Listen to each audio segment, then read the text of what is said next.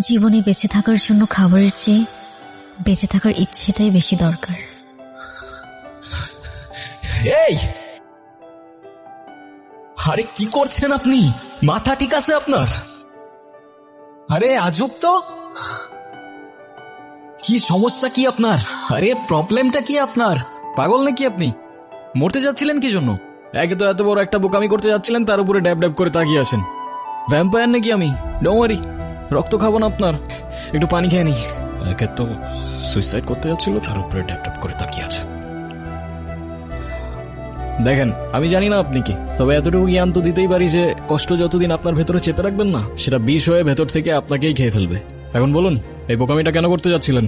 Don't worry, আমি কাউকে বলবো না, বলার মতো তেমন কেউ নেই আমার, না পরিবার না বন্ধু, শুধু আমি, আমার ক্যামেরা আর আমার ওয়াটার বটল। কি ভাবছেন আমাকে বললে আপনার লাভ ছাড়া ক্ষতি নেই? আর এমনও তো হতে পারে যে আপনার প্রবলেম শুনে আমি আপনাকে কোনোভাবে সাহায্য করতে পারি। আমি প্রেগনেন্ট।